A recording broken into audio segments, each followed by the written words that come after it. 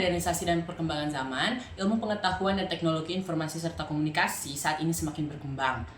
Di era teknologi informasi ini, pemberdayaan komunitas berbasis kearifan lokal juga diperlukan. Mengapa? Karena pemberdayaan komunitas berbasis kearifan lokal sendiri di tengah globalisasi adalah upaya untuk memperkuat masyarakat dalam menghadapi yang namanya tantangan zaman dengan memanfaatkan nilai-nilai dan praktik-praktik budaya yang telah diwariskan secara turun-menurun. Di mana pemberdayaan komunitas berbasis kearifan lokal dapat menjadi upaya untuk menghadapi perubahan pada era globalisasi dan juga digitalisasi.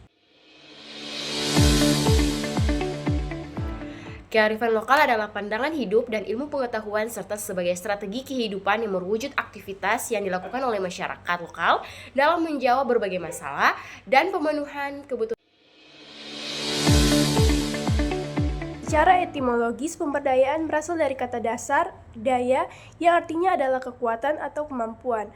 Berdasarkan pengertian itu, pemberdayaan dapat dimaknai sebagai suatu proses menuju pemberdaya atau proses pemberian daya, kekuatan atau kemampuan, kepada pihak yang belum berdaya. Sedangkan masyarakat adalah sekumpulan orang yang saling berinteraksi secara kontinu, sehingga terdapat relasi sosial yang terpola atau terorganisasi. Komunitas berasal dari bahasa Latin, yaitu komunitas yang berarti kesamaan. Komunitas adalah sebuah kelompok sosial dalam lingkungan, umumnya memiliki ketertarikan dan habitat yang sama. Komunitas lokal dalam masyarakat adalah sekelompok orang yang mendirikan suatu komunitas karena mempunyai ketertarikan dan minat yang sama. Misalnya agama, pekerjaan, suku, ras, dan hobi. Komunitas lokal dalam masyarakat bisa mengalami perubahan akibat globalisasi dan modernisasi pada zaman sekarang. Jadi Bu Guru dan teman-teman, waktu dan tempat pelaksanaan metode penelitian kami yaitu waktunya pada tanggal 5 Februari 2025 sekitar pukul jam 1 siang. Kemudian tempat pelaksanaan yaitu Pusat Oleh-oleh Ikan Asar, Jalan Kapten Pierre Tendian, Galala, Kecamatan Sirimau, Kota Ambon. Jenis penelitian yang kami lakukan yaitu penelitian secara kualitatif dengan observasi. Selanjutnya metode pengumpulan data, itu data dikumpulkan dengan cara wawancara dan populasi. Penelitian ini mengambil populasi dari penjual ikan asar di Pusat Oleh-oleh Ikan Asar di Kota Ambon. Baik Ibu Guru dan teman-teman, selanjutnya kita akan masuk ke deskripsi kondisi umum dari lokasi Pusat Oleh-oleh Ikan Asar Galala, Kota Ambon. Di mana ketika kelompok kami mengunjungi lokasi tersebut, kelompok kami turut prihatin. Hal ini dikarenakan kondisi tempat tersebut yang memprihatinkan dan kurang terurus. Di mana hal ini dapat dibuktikan pada wawancara antara salah satu narasumber kami yaitu Ibu Stella Supakua dengan tribunambon.com, di mana beliau mengatakan bahwa Pusat Oleh-oleh Ikan Asar Galala dulu ini tuh ramai sekali dan menjadi ikon. Namun sekarang begini karena sudah tidak jadi ikon lagi karena menyeramkan. Dapat kita lihat salah satu contohnya itu banyak rumput-rumput liar yang tumbuh di sekitar kawasan tempat Pusat Oleh-oleh tersebut. Di mana menurut narasumber kami yaitu Ibu Ani dan juga Ibu Stella Supakua, dulunya jalan di Galala itu kan merupakan jalan utama. Namun setelah dibangunnya Jembatan Merah Putih atau JMP yang mempermudah alur transportasi masyarakat, maka jalan tersebut bukan jalan utama lagi sehingga peminat ikan asar di situ pun sepi. Hal ini pun menjadi tantangan bagi sang penjual ikan asar dan juga ini berkaitan dengan peran pemerintah. Nah, tempat itu sendiri merupakan pusat oleh-oleh ikan asar, namun terlihat bukan seperti tempat oleh-oleh. Nah, tempat pusat oleh-oleh ikan asar sendiri buka atau beroperasional dalam 24 jam, di mana harga ikan asar pada tempat ini itu bervariasi tergantung dari ukurannya, di mana kita hanya perlu menyiapkan sekitar 35 sampai dengan 75 ribu untuk mendapatkan ikan asar yang kita inginkan. Dan juga pada lokasi tersebut terdapat 4 stand, di mana tempat ini terhubung langsung dengan Teluk Ambon dan kapal-kapal pencari ikan yang biasanya menjadi salah satu distributor ikan untuk diolah menjadi ikan asar. Berdasarkan hasil wawancara dengan beberapa narasumber, yang pertama yaitu Ibu Ani. Ia merupakan penjual ikan sejak tahun 2012, di mana ia mewarisi keluarga dalam menjual ikan asar yaitu dari saudaranya. Hal ini menunjukkan pemberdayaan komunitas. Dalam hal ini yaitu komunitas keluarga Ibu Ani berbasis kearifan lokal, yaitu ikan asar yang merupakan makanan khas masyarakat Maluku, lebih spesifik Kota Ambon.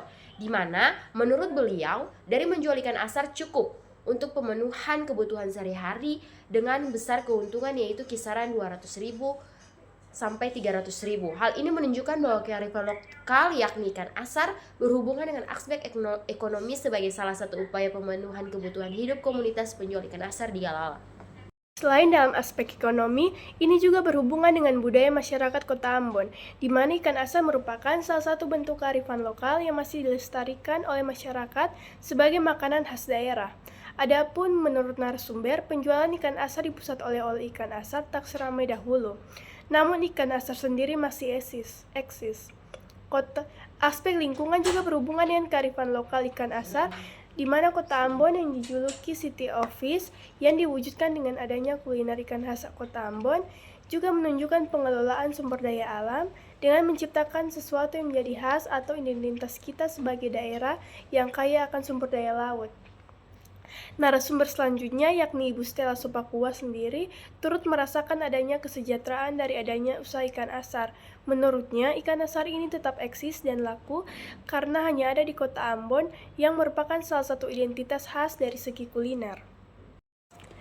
Dari segi pendapatan, menurutnya pendapatan bersih untuk setiap bulan yaitu sekitar 1.500.000 sampai dengan 2 juta untuk biaya sekolah anak dan kebutuhan makan sehari-hari, di mana tempat ia dan Ibu Ani bekerja sendiri merupakan pusat oleh-oleh ikan asar di Kota Ambon dan menjadi oleh-oleh atau ikan khusus untuk orang-orang yang ingin berangkat keluar daerah seperti Jakarta. Terlebih lagi bahwa di dekat tempat pusat oleh-oleh ikan asar ini terdapat Pelabuhan Galala dan juga merupakan salah satu tempat yang akan dilewati jika masyarakat ingin menuju ke Bandara Patimura sebelum dibangun Jembatan Merah Putih atau JMP. Jadi menurutnya kesejahteraan yang dirasakan akibat adanya pemberdayaan komunitas penjual kearifan lokal ikan asar ini masih dapat dirasakan. Namun di balik kesejahteraan yang dirasakan terdapat tantangan atau kendala seperti saat musim hujan menyebabkan gelombang air laut naik sehingga tidak mendapatkan ikan asar juga sulit, berujung harga ikan tersebut mahal. Ibu Stella sendiri telah menjual ikan asar kurang lebih 26 tahun untuk meneruskan orang tua karena orang tuanya telah meninggal. Artinya penjual ikan asar di pusat oleh-oleh ikan asar selalu mengalami regenerasi secara turun-temurun dan melahirkan komunitas-komunitas yang terus berlanjut dalam hubungan bersama. Ini merupakan wujud partisipasi komunitas lokal terhadap kelestarian ikan asar, di mana mereka tidak memutus regenerasi untuk terus melestarikan dan menjual ikan asar. Hal ini terjadi secara terus-menerus agar eksistensi ikan asar tetap bertahan, sekaligus dalam mendukung ekonomi mereka. Ibu Stella sedari kecil, saat ibunya menjual ikan asar, ia selalu menemani dan menjadi turun-temurun. Namun, pastinya pelestarian kearifan lokal dalam bentuk menjual ikan asar ini tidak dilaksanakan oleh seluruh masyarakat setempat, yakni Galala. Mereka juga memiliki profesi mereka masing-masing. Namun, eksistensi tempat pusat oleh-oleh ikan asar ini terus dipertahankan dalam hubungan keluarga secara turun-temurun, juga persamaan senasib antara penjual. Dari hasil observasi dan wawancara, dapat dilihat bahwa tujuan dari adanya pemberdayaan komunitas yaitu untuk memupuk dan memandirikan masyarakat dalam hal ini, yaitu para penjual ikan asar dari perspektif kemiskinan maupun keterbelakangan dan menunjukkan upaya untuk bertahan hidup.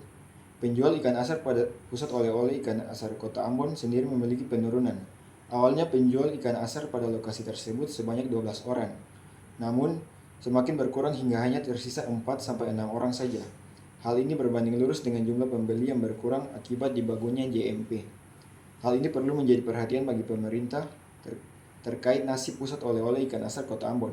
Pemerintah perlu memberi kontribusi dan solusi bagi pelaku usaha ikan asar dan inovasi-inovasi agar usaha ini lebih berkembang semenjak mulai sepi akibat dibangunnya Jembatan Merah Putih, di mana tempat itu merupakan milik pemerintah dan harusnya dimonitoring, dievaluasi, dimodifikasi. Pemerintah harus memberikan kesejahteraan sebagai hak para penjual sebagaimana mereka melaksanakan kewajiban mereka pada pemerintah dengan membayar pajak. Jadi menurut narasumber, mereka itu mendapat kewajiban untuk membayar iuran yang dari dulu itu harganya 2.000, namun semakin lama semakin naik. Di mana hal ini berbanding terbalik dengan kondisi tempat yang semakin lama semakin menurun dan dengan cacat yang mulai luntur. Di mana menurut narasumber, pemerintah bukannya tidak berperan aktif, namun hal ini Di mana hal ini sendiri dibuktikan dengan mereka menyediakan tempat tersebut untuk mereka berjualan. Namun sebaiknya tempat itu dibuat menjadi lebih layak dengan cara direnovasi. Di mana menurut narasumber kami, mungkin pemerintah kurang memperhatikan kena pajak yang kurang banyak seiring dengan penurunan jumlah penjual. Nah, seharusnya tempat itu direnovasi karena itu merupakan salah satu tempat pusat oleh-oleh di Kota Ambon. Untuk ukuran pusat sendiri seharusnya dibuat lebih baik. Tempat itu bukan terlihat seperti pusat oleh-oleh, namun terlihat seperti tempat kumuh dengan banner yang mulai tertutupi oleh waktu. Nah, tempat ini sendiri terkenal karena ikannya yang menggunakan teknik pengasapan secara alami dan tidak menggunakan formalin atau pengawet. Di mana ikan asar sendiri di tempat ini bisa disimpan selama 3-4 hari di suhu ruang dan dapat awet sampai 1 bulan ketika disimpan di freezer. Di mana selain JMP dan kurangnya atensi pemerintah, salah satu tantangan yang dihadapi oleh aktor pemberdayaan komunitas adalah letak tempat pusat oleh-oleh yang kurang strategis, di mana Galala sendiri merupakan kawasan yang jauh dari pusat kota sehingga kurang strategis. Nah, oleh karena itu, pemerintah perlu melakukan upaya yang dapat mengembalikan eksistensi pusat oleh-oleh ikan asar Kota Ambon, di mana selain kesejahteraan secara ekonomi, Ibu Ani, yaitu narasumber kami, merasakan bahwa terdapat nilai-nilai kebersamaan dan saling menghargai yang timbul dan muncul dari adanya interaksi antara sesama penjual. Selain membangun pemberdayaan komunitas, terbangun juga nilai-nilai sosial, walau terkadang terjadi perselisihan. Jadi bukan hanya dari aspek ekonomi saja, namun juga dari aspek sosial. Nah, hal-hal ini terjadi karena proses interaksi yang dibangun dalam komunitas, yang kemudian terbentuk nilai-nilai seperti kebersamaan, saling menghargai dan saling menghormati walau perbedaan, di mana seiring berjalannya waktu ketika mereka terus berinteraksi selama mereka berjual. Di mana selanjutnya narasumber sendiri memiliki harapan untuk keberlangsungan komunitas dan tempat mata pencaharian mereka. Nah, untuk Ibu Ani sendiri, ia berharap bahwa semoga pemerintah dapat turun melihat tempat tersebut dan menaruh atensi lebih terhadap tempat pusat oleh-oleh ikan asar Kota Ambon di Galala, agar lebih layak lagi jika orang-orang berkunjung, agar mereka dapat punya kesan bahwa wah, tempat itu bagus, bersih, dan layak untuk kita kunjungi dan merupakan pusat oleh-oleh ikan asar di Kota Ambon. Kesimpulan yang dapat kami ambil yaitu pemberdayaan komunitas berbasis kearifan lokal di pusat oleh-oleh ikan asar Galala Kota Ambon berperan penting dalam pelestarian budaya, peningkatan ekonomi, penguatan pariwisata, dan keberlanjutan lingkungan. Tradisi pengasapan ikan yang diwariskan turun-temurun menjadi identitas kuliner khas Maluku, sekaligus sumber pendapatan bagi nelayan, pengolah ikan, dan pelaku UMKM. Dengan adanya pusat oleh-oleh, produk ikan asar lebih mudah dipasarkan, meningkatkan kesejahteraan masyarakat, serta mendukung pertumbuhan sektor pariwisata. Pelatihan dan inovasi dalam pengolahan, pengemasan, serta pemasaran berbasis digital untuk memperkuat daya saing produk di pasar yang lebih luas. Dari segi lingkungan, usaha ini mendorong pemanfaatan sumber daya laut secara berkelanjutan. Namun, tantangan seperti perhatian pemerintah juga perlu diperhatikan. Oleh karena itu, diperlukan strategi inovatif dan dukungan pemerintah untuk memastikan usaha ini tetap berkembang dan memberikan pemanfaatan jangka panjang bagi masyarakat Kota Ambon.